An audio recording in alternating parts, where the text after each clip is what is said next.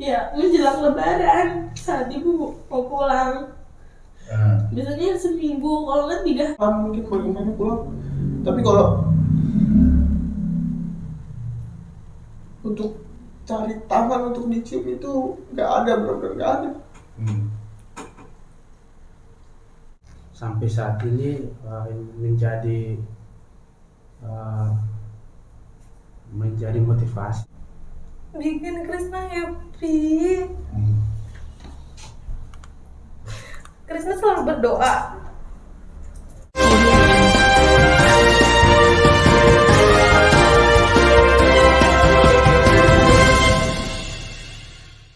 Kembali ke kantor Flowfin. Mau wawancara dulu ini staf-staf untuk cerita Ramadan 1443 Hijriah.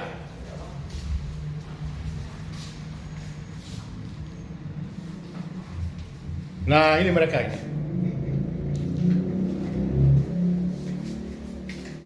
Kan cerita, masing-masing pasti di kampung punya pengalaman, cerita-cerita lucu tentang Ramadan.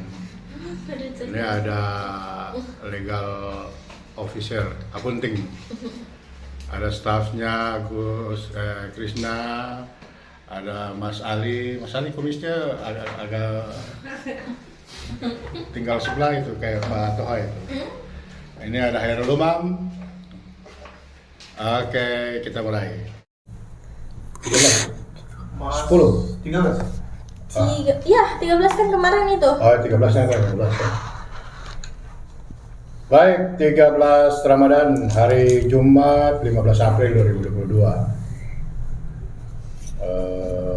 Saya bersama-sama dengan para pejuang hukum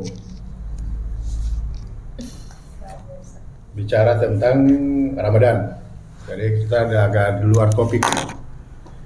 Luar topik ini ya, kita setiap manusia punya kisah-kisah Ramadan. Umum punya kisah nggak? Hah? Jangan dulu cerita, saya tanya, punya kisah nggak? Ada? Ada, Pak. Kalau Krisna? Kalau Nur? Ada. Ali? Ada. Pasti kita semua punya kisah. Nah, kisah-kisah itu kadang-kadang memberi inspirasi dan memberi inspirasi bagi kita dan menjadi motivasi. Kalau saya dulu kisahnya banyak. Nggak usah diceritakan, nanti nangis. Iya, saya dulu.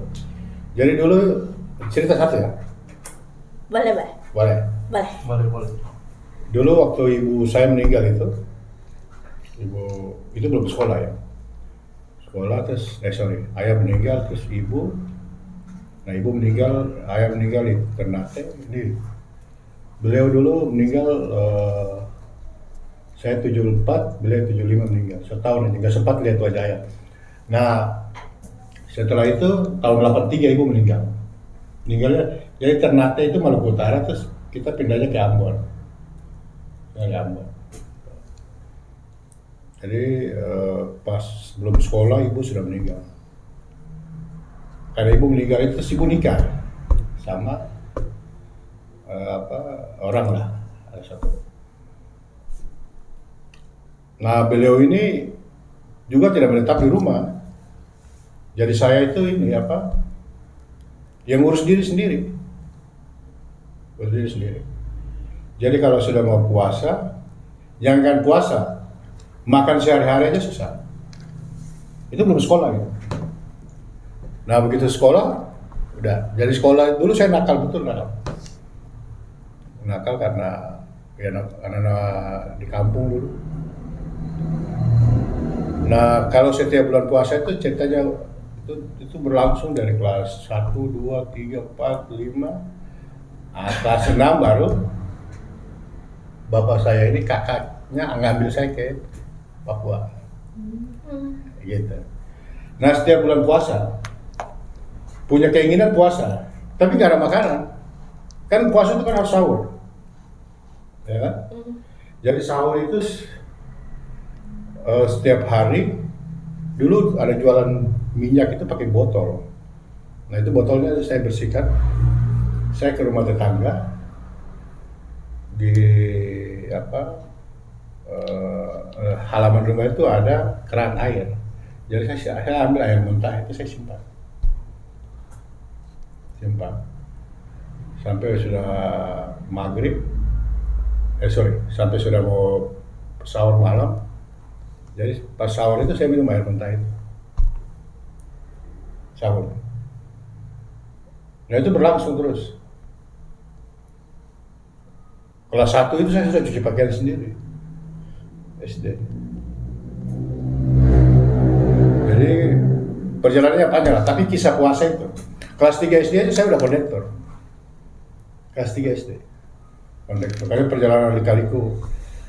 Ayah sih pejabat, tapi setelah meninggal kan, ya namanya begitu kalau orang tua meninggal. Nah itu kisah yang sulit untuk dilupakan. Jadi ya mungkin ya karena punya keinginan akhirnya ada tuntunan dari Allah berkah jalan. Sampai hari ini. Itu kisah saya singkat. Kira-kira Om kisahnya apa? Puasa Ramadan.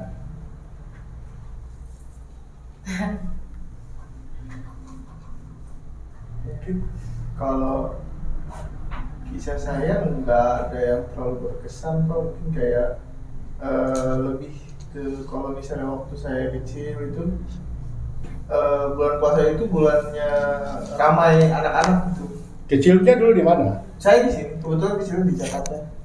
Cuma kan kondisinya di Cawang sendiri waktu itu belum seperti sekarang ya, banyak perumahan atau apa. Dulu banyak seperti rawa, itu masih ada rawa di Cawang. Masih ada ya, ada banyak kalau saya sebut balong itu tempat ini ikan. Jadi hampir sehabis tarawih itu jarang anak-anak yang langsung masuk ke rumah. Rata-rata pada main di sawah, pada rame. Tapi puasa?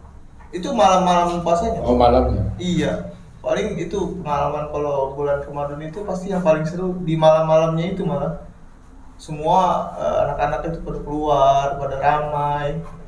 Oh itu melebihi hari biasa malah kalau saya bilang. Karena itu sih umum ya? Ya tapi ya itu main-main ke sawah, main-main gitu. Jadi kayak dulu sawah di mana? Di belakang kelurahan itu masih banyak sawah, Pak.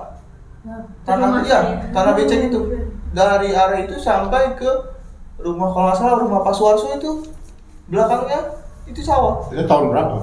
Sekitar tahun 2000-an. 2000. Itu belum lama. 20 Iya. tahun belum lama. Iya.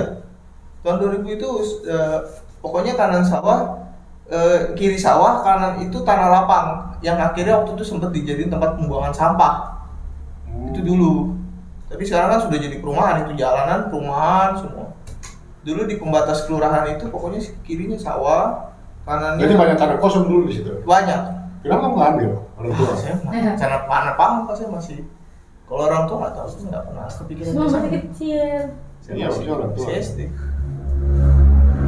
Oke, itu kisahnya Hairul Umam. Kalau Nurul? Apa ya? Mungkin lebih cerita waktu di kampung kali. Iya kan ceritanya di kampung. Kalau di kampung dulu seru sih, kalau sore itu menjelang buka kita cari takjil tuh naik sepeda muter desa. Kita keliling desa dulu, ntar berhenti di jembatan gitu-gitu. Desa mana? Desa Ambal Pemolo, Kebumen. Kabupaten Kebumen, Ya, Jawa Tengah. Jawa Tengah. Itu biasanya di tepi, ya itu di jembatan itu kita ya udah ngeliatin orang mancing di situ. Biasanya berhenti di situ, kalau udah mendekati buka baru balik. Kalau sekarang? Sekarang masih sih kayak gitu, cuman kan sekarang saya di Jakarta, jadi sekarang ya nggak ngapa-ngapain. Ya nggak, suasananya nggak seseru di Kebumen lah. Lebih apa ya, di sini ya udah nunggu buka ya bikin takjil apa gitu. Paling di rumah gitu doang. Jadi itu yang berkesannya. Berkesannya sih lebih di kampung. Kalau di sini sih kayaknya nggak ada yang berkesan. Kalau buat saya kan 3 tahun di Jakarta nggak ini, belum ada yang berkesan lah kalau di Jakarta.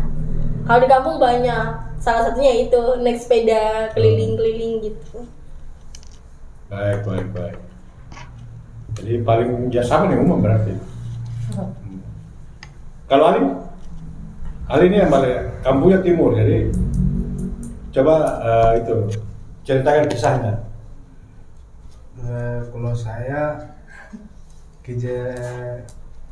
yang paling sedih perdana puasa di luar itu di Ambon. Nah, Di Poka itu ada satu perumahan itu namanya ini Poka. Nah di situ sampai Lebaran, saya pernah Lebaran di atas bagan, atas kapal terapung itu. Iya, dari luar kapal Thailand yang masuk, terus karena tidak ada izin makanya ditahan. Terus di situ ada om saya juga di sana, dia yang dikasih kepercayaan menjaga kapal-kapal itu. Terus saya ikut bantu beliau dari bulan puasa pertama sampai Lebaran itu saya di atas kapal itu. Saya puasa. Iya, puasa. Nah itu yang berkesan apanya? Yang paling berkesan itu di situ karena perdana, dan juga nih perdana. Karena puasa pertama meninggalkan orang tua. Iya.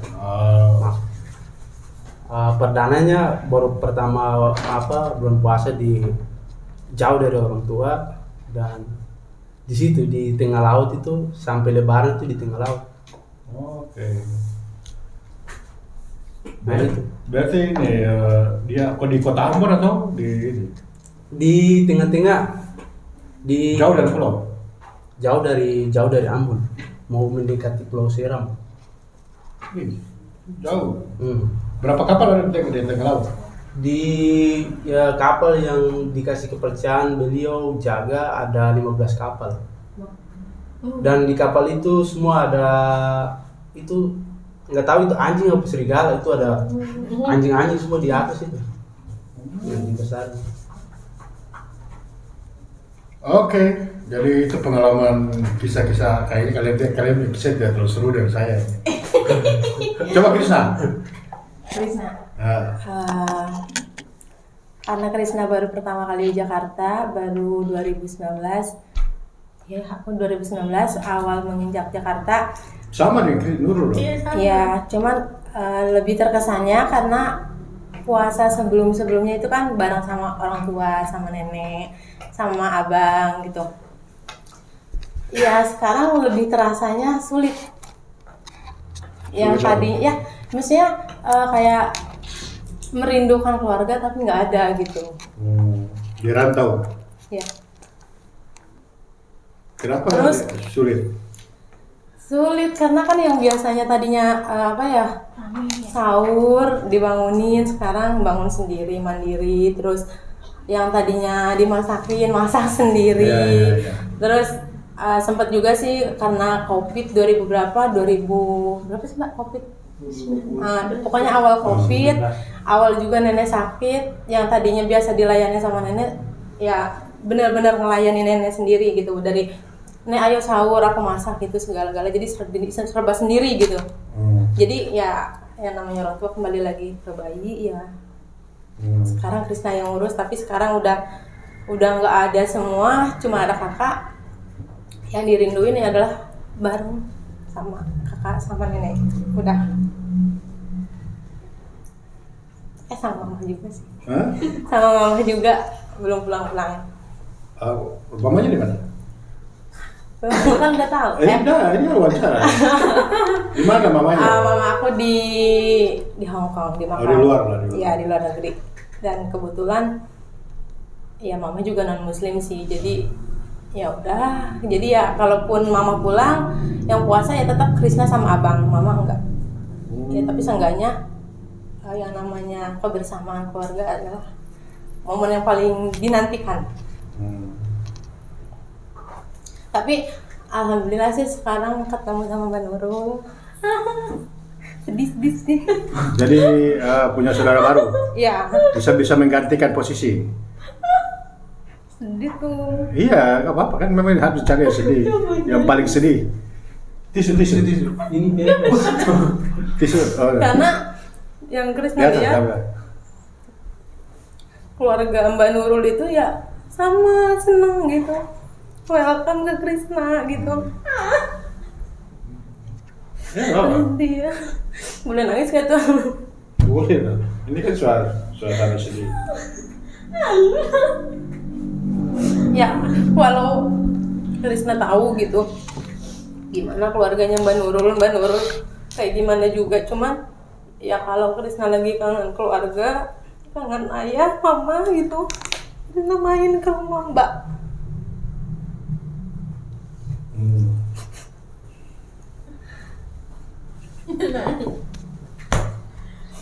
Terus suka nginep di rumah Mbak gitu. Cuman kayak buat apa? Ngobatin rasa rindu sama mama. Cuma kan emang kalau kangen mama, kangen keluarga kan bisa telepon. Cuman ya yang Krisna butuhin itu ya adanya gitu. Makanya kenapa kalau misalnya pulang kampung itu ya berat sih sebenarnya tuh untuk sekarang. Krisna lebih betah di Jakarta karena kenangannya itu loh, nggak mau Krisna lihat gitu. Karena kalau kita kayak berlarut-larut dalam situasi kayak gitu kan nggak baik juga buat Krisna. Udah sih kalau kayak gitu kehangatan aja Krisna butuhnya. Berarti ini ya suasana yang berbeda. Ya. Tapi bersyukur sih ketemu sama Pak Ketum juga, terus ketemu sama Mbak Nurul, Mas Umam, Ali semuanya. Jadi ada ini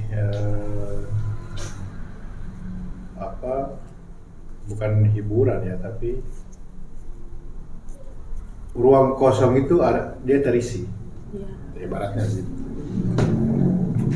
Oke, terima kasih. Cut dulu. Lapar banget dulu.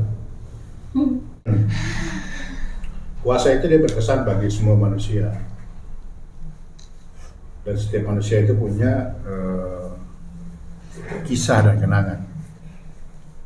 Puasa bagi saya itu cerita tentang ibu. Karena puasa hampir totalitas kesibukan itu adalah ibu. Mulai membangunkan, membuat makan, menyiapkan makanan, dan bahkan ibu itu yang paling duluan dan yang paling terakhir. Yang penting anak-anaknya semuanya sudah puasa, sudah makan, baru dia paling terakhir. Nah, itu yang membuat kenapa orang ketika dia berpuasa di daerah rantau, bukan sentuhan itu yang dia inginkan, bukan yang ada dalam pikiran dia.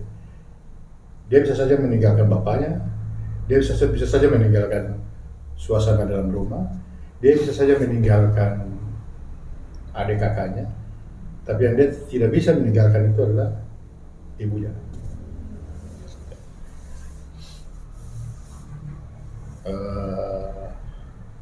Apa kesan kalian selama puasa tadi yang kalian cerita itu bersama ibu kalian? Om, yang mungkin saja puasa kali ini atau beberapa tahun yang lalu kalian tidak bersama-sama dengan dia lagi. Atau juga bisa juga saya puasa saya tidak bersama dengan orang tua saya. Kenapa ada bukber, buka puasa bersama? Buka puasanya kenapa harus di rumah?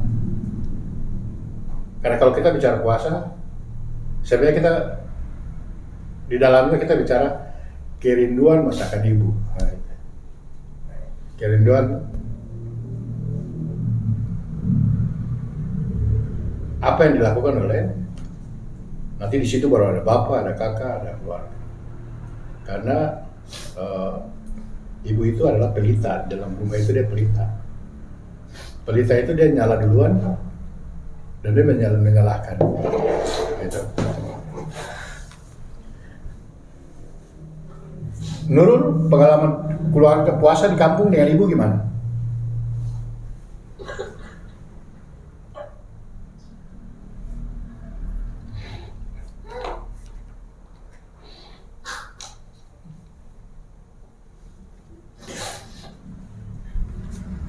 Kenapa orang di Indonesia itu ada istilahnya mudik? Kalaupun bisa dibilang andaikan Lebaran itu dimajukan dan mudik di awal puasa, seluruh orang Indonesia akan pilih mudik di awal puasa. Karena orang Indonesia itu cerita toleransi, cinta kasih. Orang Jawa bilang orang makan ngumpul gitu. Itu orang Indonesia. Makanya momentum-momentum itu sangat berkesan. Nah, makan orang ngumpul itu yang tergambar pasti dalam pikiran kita, yang kita bawa di daerah rantau dimanapun kita berada, ya pasti itu. Kesan apa Nurul selama puasa dengan ibu? Kalau soal itu berarti itu kayak saya kan dari kecil ikutnya mbah sama ibu, jadi selama 18 tahun ya kalau misalkan puasa sama ibu di kampung tuh ya menjelang Lebaran saat ibu mau pulang. Biasanya seminggu, kalau nggak 3 hari mau Lebaran baru bisa ketemu ibu, ngerasain buka sahur bareng ibu. Ya itu, jadi kayak momen-momen itu ya paling cuman 3 hari seminggu sebelum Lebaran itu baru bisa ketemu ibu selama 18 tahun. Terus SMA baru di sini bareng ibu sama bapak.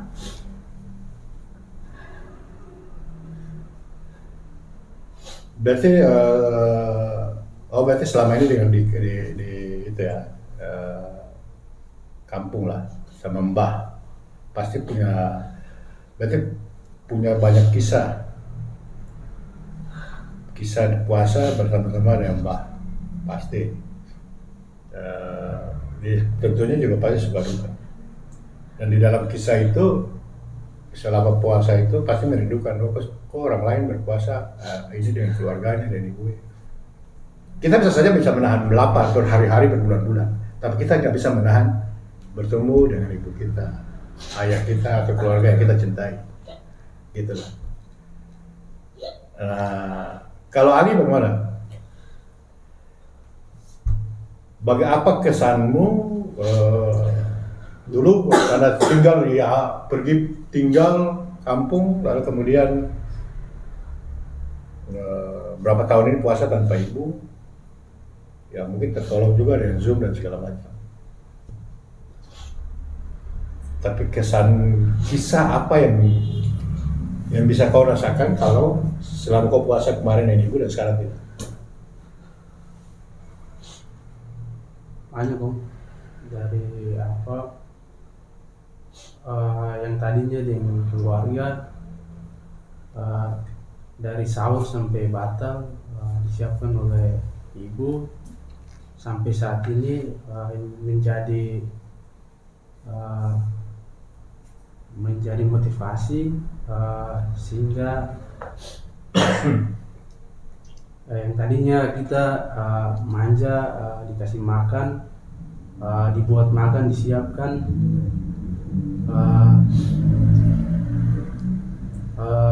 sehingga jauh dari orang tua, sehingga saya di saat ini jauh dari orang tua sampai di Jakarta.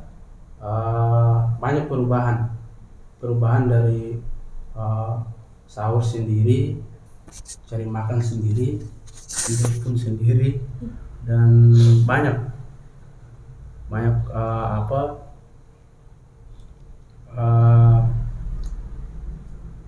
pokoknya banyak pengalaman hidup baru. Iya, pengalaman hidup baru. Dan saya juga udah karena pengalaman merantau, jadi sudah ada kayak rasa keterbiasaan. Tapi ada saat-saat sendiri pun di bulan Ramadan, kadang saya saat tertentu lah. Ya, kadang saya menangis. Iya. Menangis karena belum makan atau? Enggak, menangis karena Ingat kangen ibu. Iya, kangen orang tua. Karena saya sudah terbiasa dengan menangis dari 2000 semenjak SMP 2010 itu almarhum bapak saya udah dipanggil sehingga saya sudah terbiasa dari kehilangan sosok ayah, tambah lagi pengalaman-pengalaman dari rantau dan pelajaran juga dari om, sehingga dapat menjadi motivasi bagi saya. Itu saja. Baik, itu pengalaman yang sangat terpukul. Kalau umum, sejak kapan puasa tanpa ibu?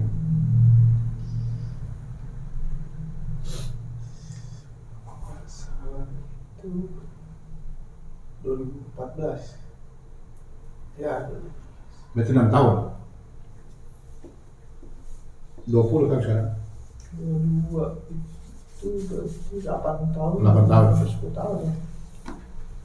Apa kisahnya? Apa yang berkesan ke puasa dengan di saat dengan orang tua, ibu khususnya, dan setelah itu tidak? Atau nggak ada kesannya? Atau malah enak salah gitu? Mungkin kalau paling berasanya itu ya tahun-tahun pertama sih. Tahun-tahun pertama itu ya benar-benar apa ya, yang ngurus rumah ini benar-benar absen gitu. Benar-benar satu keluarga itu bingung gitu, siapa yang mau ambil alih di rumah. Maksudnya dulu kan apa-apa segala macam itu ibu gitu, mulai dari makan apa ya, kalau nyuci aja kalau saya bilang saya masih disuruh gitu. Nggak pernah inisiatif sendiri, kayak ya hal-hal bentuk rumah itu kalau saya bilang kontrolnya itu semua ada di ibu. Tahun pertama itu paling berat memang, memposisikan siapa jadi siapanya itu masih benar-benar berantakan sih kalau saya bilang. Mungkin kalau puasa, maksudnya kalau di momen puasa sendiri mungkin nggak ada, saya anggap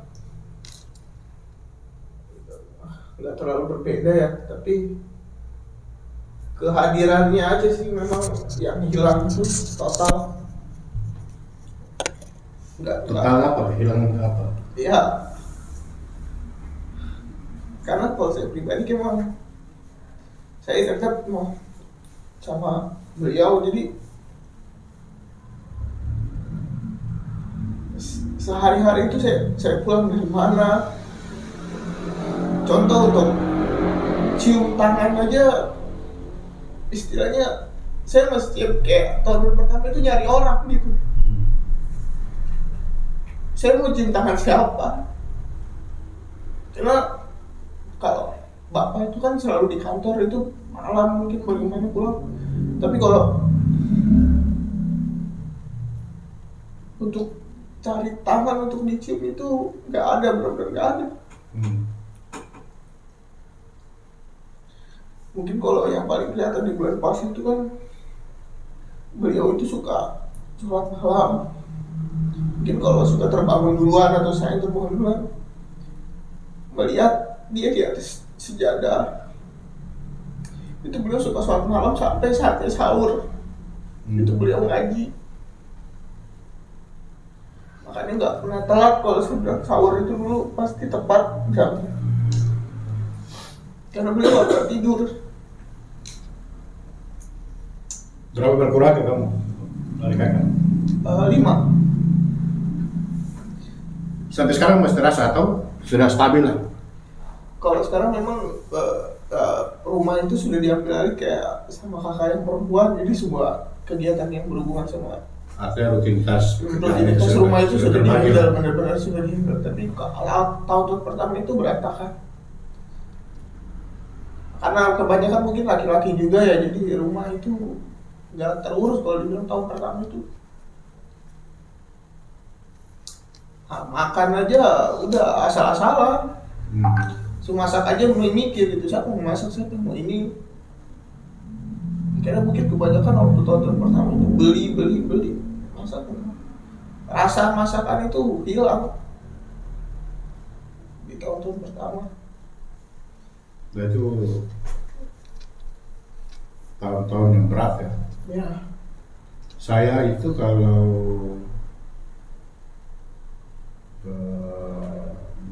aroma Ramadan puasa, ini sudah mau puasa, itu spontan yang teringat duluan ibu saya. Bukan puasanya, bukan aduh nanti nggak makan, enggak, yang teringat duluan itu ibu saya. Dulu ada kisah, ada beberapa kisah yang teringat itu karena kita di kampung dulu di Ambon. Jadi kan anak-anak itu mau dekat lebaran gitu. Baju baru gitu ya. Kamu udah beli baju baru belum? Gitu gitu kan. Saya kan udah belum sekolah waktu ibu saya. Saya pulang ke rumah, saya belum ada baju baru kan. Besok lagi keluar lagi orang-orang ngomong gitu kan. Belum ada baju baru. Saya masuk ke sana, saya belum ada baju baru. Saatnya sudah mau dekat malam takbiran.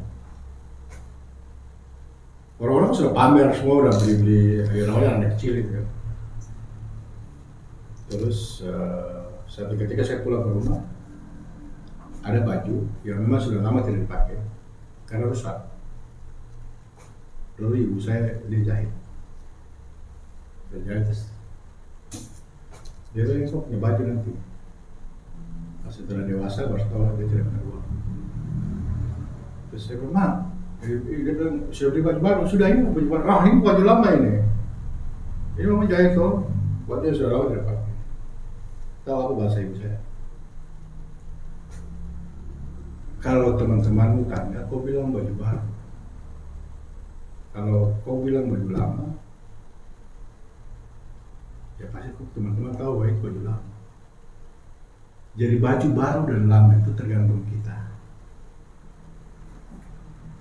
Karena kau lihat teman-teman tidak tahu bahwa di mana baju ini dapat. So, oh iya ya, iya jadi kau teman-temannya kalian bilang itu baju baru. Jadi supaya tidak minder. Jadi baju yang dijahit ulang itu, ya sudah saya bilang baju baru. Nah itulah beberapa kisah-kisah yang menginspirasi dan terkenal. Kalau Krisna apa? Kalau Krisna, ya banyak Pak Ketum. Ya diantaranya ya sama kayak Mas Umam, sama kayak Mbak Nurul gitu. Lalu ya selalu ini berat sih sebenarnya. Yang Krisna inginkan kalau kesannya berat, kata Krisna. Ramadan 2019 sampai sekarang menurut Krisna sangat berat. Sebelumnya juga emang berat sih, cuman digantikan oleh kehadiran nenek kan, masih sama nenek, ada kakek, ada nenek, ada abang. Tapi pas nenek udah nggak ada, aku tinggal berdua sama abang. Jadi aku yang menggantikan semuanya. Berapa orang dalam rumah? Cuman ada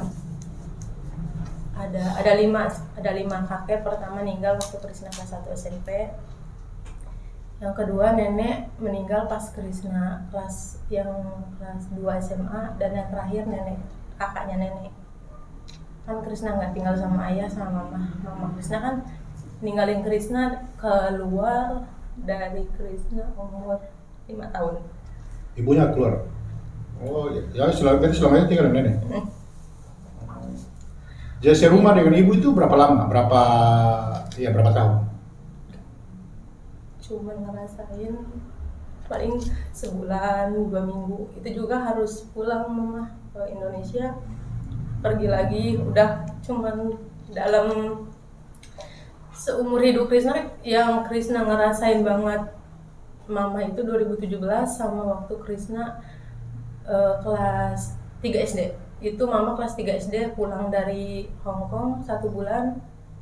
Dan 2017 Krisna mohon-mohon sama mama buat pulang ke Indonesia, nyaksiin Krisna perpisahan sekolah SMA. Dan itu 2 bulan misalnya dari dulu cuma ngerasain segitu doang. Dan di situ nggak pernah ngerasain puasa sama mama, Idul Fitri sama mama kayak gitu. Jadi ya Ramadan Krishna penuh warnanya sama nenek. Tapi pas nenek nggak ada ya semuanya ya Krishna yang gantiin. Dari Krishna cari makan buat abang, Krishna bareng-bareng ya Krishna. Terus 2017 datang ayah yang menurut Krishna bakal bikin Krishna happy. Krishna selalu berdoa sama Allah gini, ya Allah,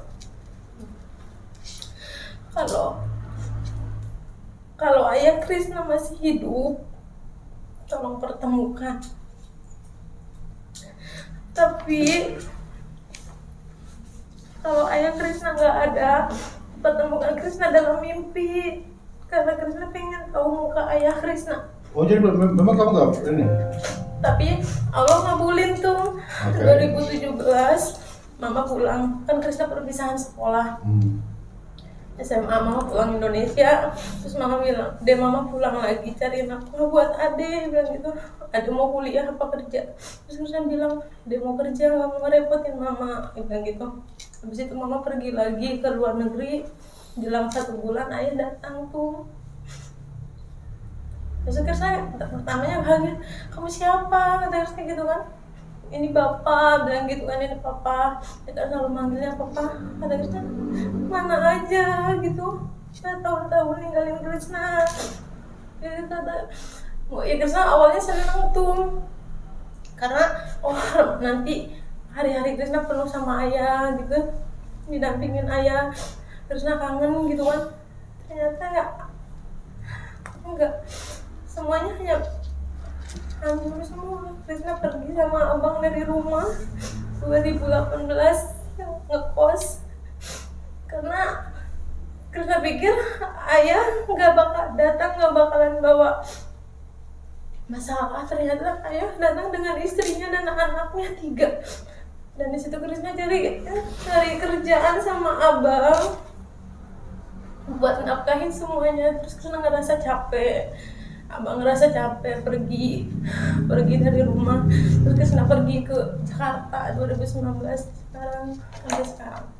Jadi ya pokoknya setelah nenek nggak ada, setelah mama pergi, ya hancur. Krishna mulai nata lagi 2019, mulai menata hidup Krishna, mengkubur semua masalah-masalah gitu. Terus ya maksudnya beruntung juga dikelilingi orang-orang baik yang Krishna rinduin saat ini. Sampai saat ini mama pulang udah. Jadi kerinduannya ibunya balik ya? Karena umur nggak ada yang tahu tuh. Terus kadang mama bilang gini, Adik mama capek gitu, mama pengen pulang. Terus Krishna bilang, ya udah Krishna berhenti kuliah, Krishna kerja, kata Krishna gitu. Enggak, kalau Krishna berhenti kuliah, mama ngerasanya mama gagal buat adik, bilang gitu. Makanya selesai kuliah ini, mama langsung pulang, adik cari kerja buat mama. Sekarang gantian, mama udah capek, bilang gitu. Terus Krishna bilang, iya mama, Krishna pokoknya bagaimanapun rezekinya Krishna tanggung nanti mama sampai. Pokoknya Krishna nggak mau tuh. Jadi cukup Krishna ditinggal sama mama dari kecil, dari umur 5 tahun sampai sekarang. Dan Krishna berharapnya ya sampai mama tiada pun dari satu rumah dengan Krishna gitu. Baik, itu kisah puasa Papa bersama-sama dengan Ibu. Karena memang puasa itu rutinitasnya pasti lebih banyak ke rumah, dan di rumah itu pasti lebih aktif untuk segala hal itu ya. Oke, Bang, lanjutkan. Pertanyaan terakhir. Allahumma, apa lagi? Ya, ini pertanyaan terakhir saya dalam kisah kasih Ramadan. Nurul, kalau siaran ini dinonton sama ibumu, apa pesanmu? Sedih banget. Karena kisah ini akan menginspirasi banyak anak muda, banyak orang dengan perjalanan pengalaman hidup kita masing-masing. Seandainya ini ibumu nonton, apa pesanmu?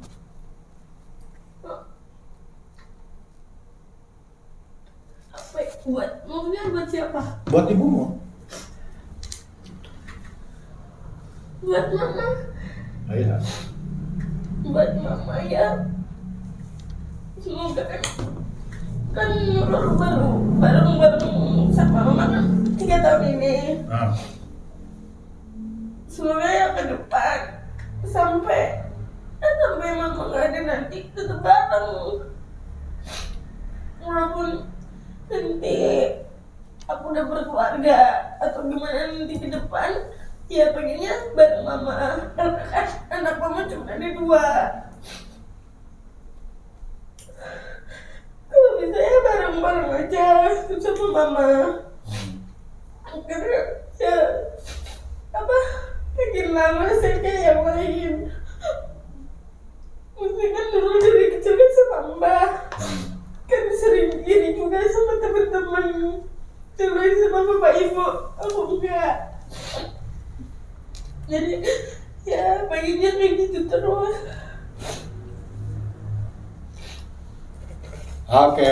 Ibu Nurul ini anaknya yang ngomong ini.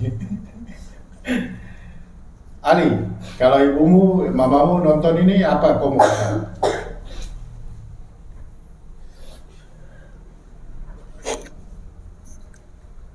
Kamu tanya terus sih, semua nangis.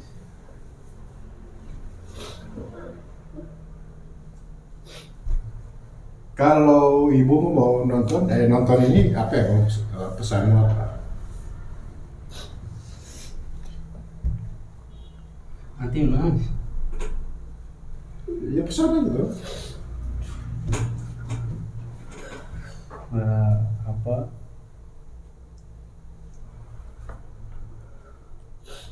Pesan untuk ibu.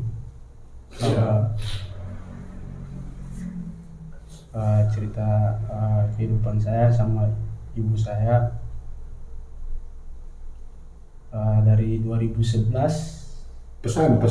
Iya, maksudnya perjalanan dulu. Iya. Dari saya hidup sama ibu dari SMP sampai tamat sekolah. Saya dihidupi oleh seorang ibu, dan pada saat itu saya menyaksikan langsung kerja keras seorang ibu, yang dimana ibu saya itu kalau tidak kerja itu badannya sakit, dia terus kerja.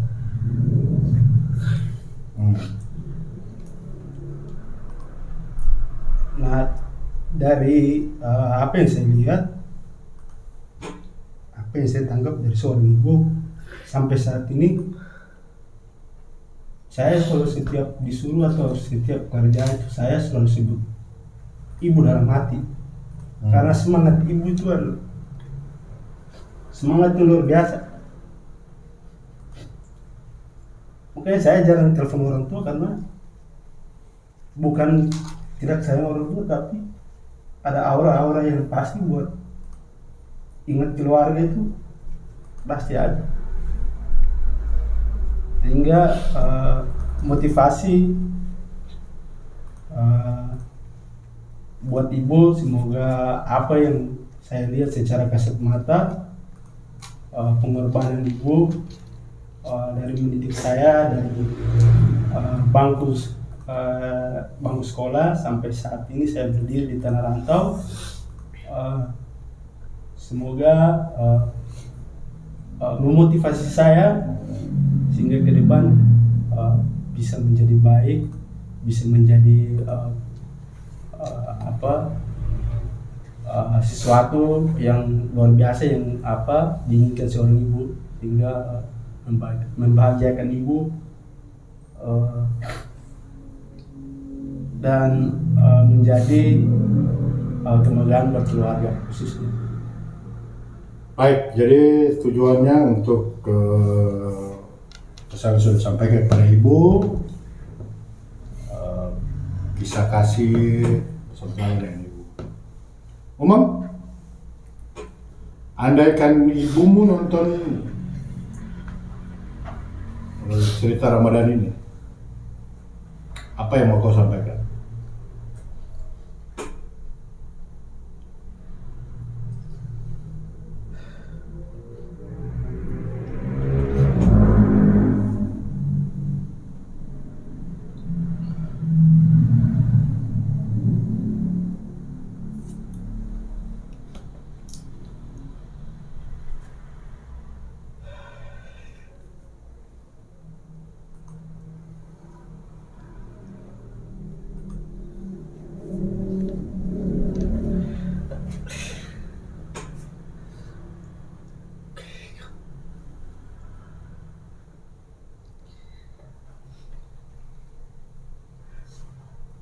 Ali, kalau sekarang posisi sekarang ini, kalau yang pengen disampaikan cuma satu kata sih Pak.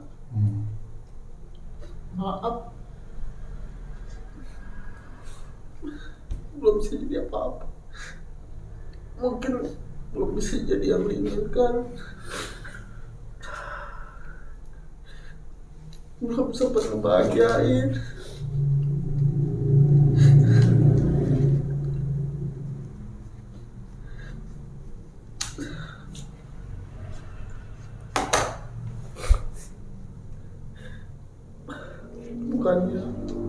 Bukan ibu yang gagal, tapi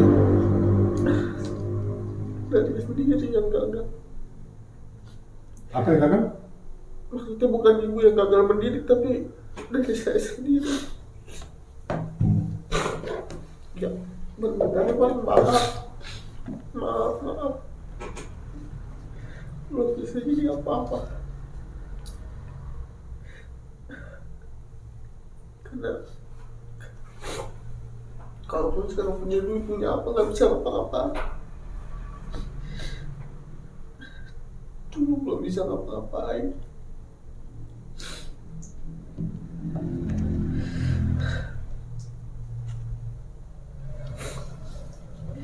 Pengen ngerasain kasih duit, pengen ngerasain beliin sesuatu itu nggak sempet. Udah terlalu.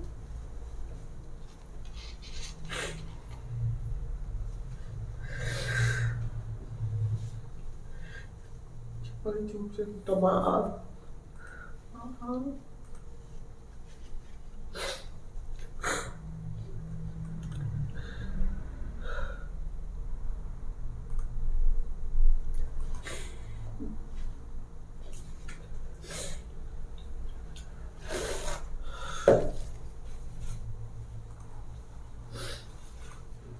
Oke, jadi Umam bilang belum bisa melakukan sesuatu karena Umam ini agak berbeda dengan Ali dan Nurul. Kalau Ali dan Nurul ini masih ada kesempatan, Kisna masih ada kesempatan. Kalau Umam dengan kesempatan di dunia ya. Kalau Umam dengan saya ini sudah tidak ada kesempatan. Krishna, kalau ibumu nonton ini apa pesan? Buat mama. Ya, ntar kan saya mau kirim. Mama, kalau mama lihat video ini, Ade cuma mau bilang, Ade selalu sayang mama.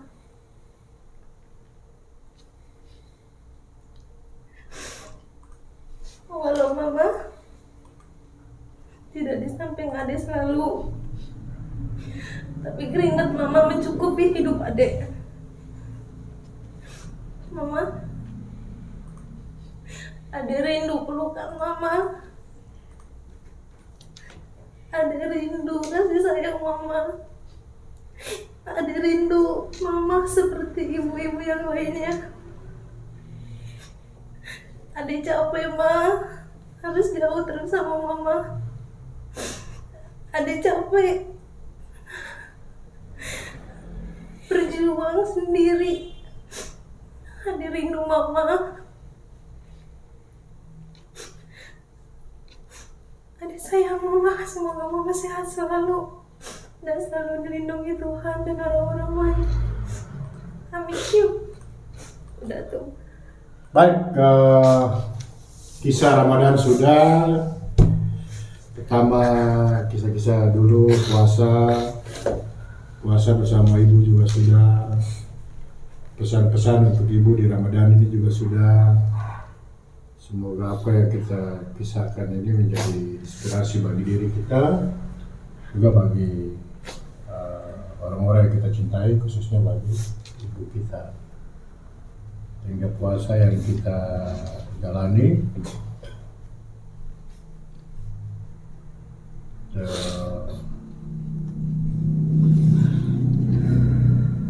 andaikan Allah mengizinkan untuk amal ibadah itu bisa dibagi dua, maka puasa yang kita jalankan itu pahalanya sebagian untuk ibu kita.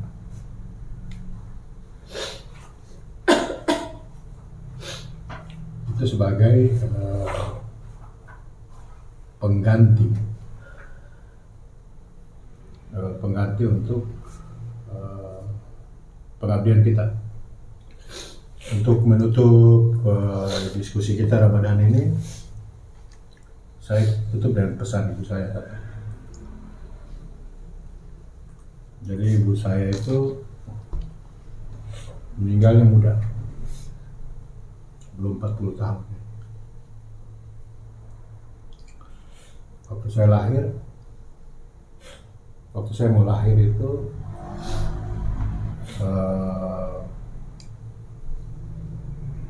ibu saya berharap bahwa saya laki-laki. Ibu saya berharap saya laki-laki karena ayah saya berharap saya perempuan.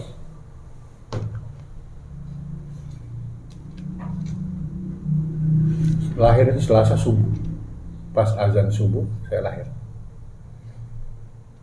Menuju kelahiran itu ibu saya berdoa. Ibu saya berdoanya begini. Dan doa itu kemudian setelah saya dewasa baru saya tahu ada orang ahli kitab kuning. Dia bertemu saya, terus dia lihat saya, dan kemudian dia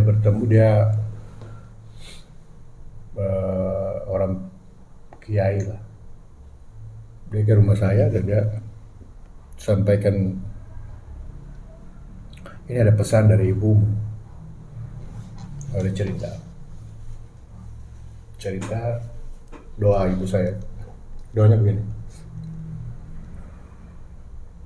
Ya Allah, semoga anak yang saya kandung ini anak laki-laki.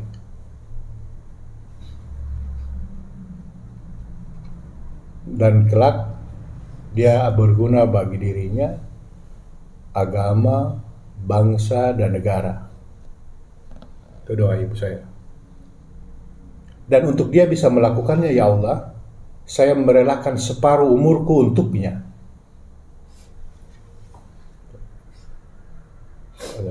Makanya ibu saya meninggal, umurnya pendek.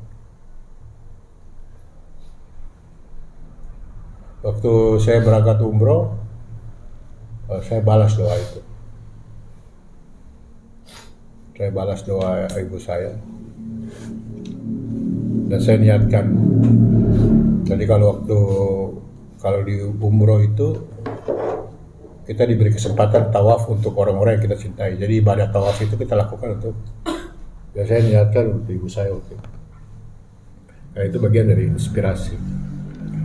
Dan pemimpin-pemimpin besar di dunia tidak terlepas dari ibu. Bukan berarti ayah enggak, tapi sangat fundamental. Makanya Al-Quran bilang ibumu 3 kali baru ayah.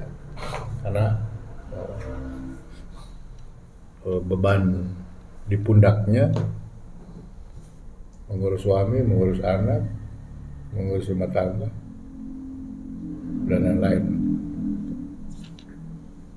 Nah itu juga yang mungkin ada di pikirannya Ali, di pikirannya Nurul. Nurul ditinggalkan ibunya karena ibu memikirkan seperti apa yang dipikirkan oleh Krishna. Ibunya berpikir sama seperti ibunya Nurul, tinggalkan Nurul dan sekarang. Jadi ibunya pergi untuk mencari nafkah. Karena mereka berpikir dengan nafkah itu bisa menyelesaikan persoalan. Kenapa itu terjadi? Karena mereka ingin kehidupan generasinya harus jauh lebih baik dari mereka. Terima kasih. Wallahu muwaffiq ila aqwamit thoriq. Wassalamualaikum warahmatullahi wabarakatuh. Oke, sudah menangisnya. 10:30.